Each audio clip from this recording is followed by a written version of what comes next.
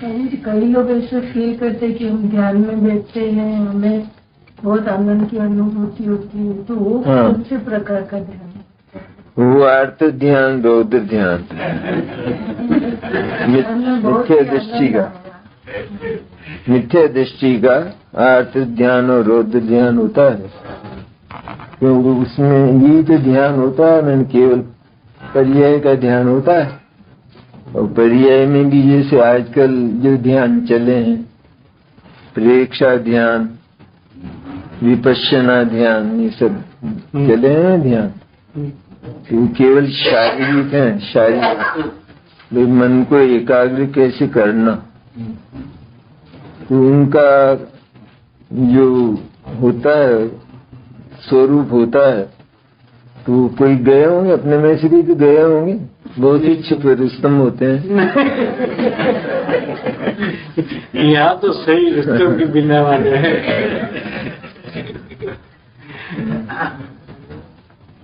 जाए तो देखा हो किसी ने, तो वो तो उनका यही होता है कि जो भी तुम्हारे परिणाम आवे, सुख दुख के परिणाम, क्रोध मान माया लोभ के परिणाम, राग द्वेष के परिणाम, ये परिणाम आवे तो तुम केवल जानते रहो,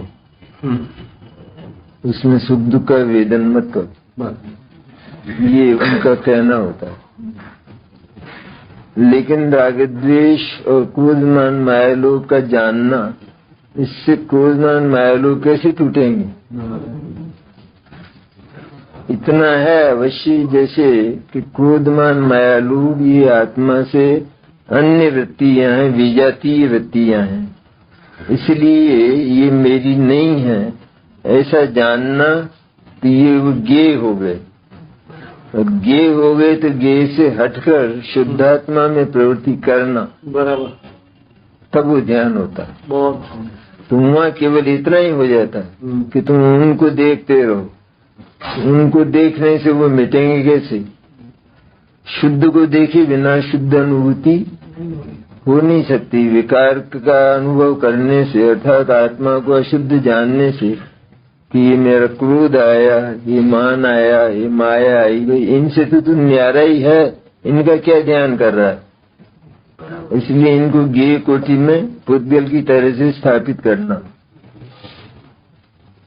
और फिर उपयोग को मोड़कर शुद्धात्मा में ले जाना, तो वो वास्तव में ध्यान होता है।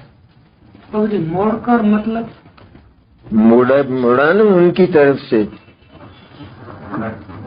राग द्वेष की तरफ से मोड़कर। मैंने पहले राग द्वेष को ज्ञेय बनाया था, ये तो मेरी आत्मा से न्यारे हैं, तो कोई विकल्प दशा है, विकल्प दशा नहीं है ना।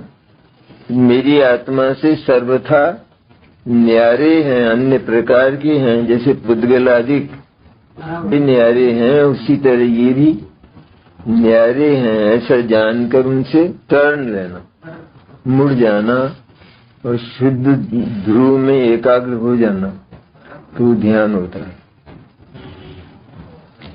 उसके लिए पहले शुद्ध ध्रुव क्या है उसका निर्णय करना बहुत है।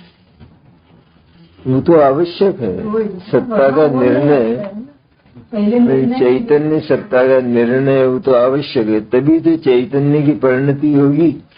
अगर जाना ही नहीं कि आत्मा कैसा है, तो फिर अनुभव में कैसा आएगा? अशुद्धि आएगा, क्योंकि अशुद्ध अनुभव करता रहा। शुद्ध तो वर्तमान में हूँ नहीं, शुद्ध तो सिद्ध बनने पर हो जाऊंगा, और वर्तमान में तो अशुद्ध हूँ।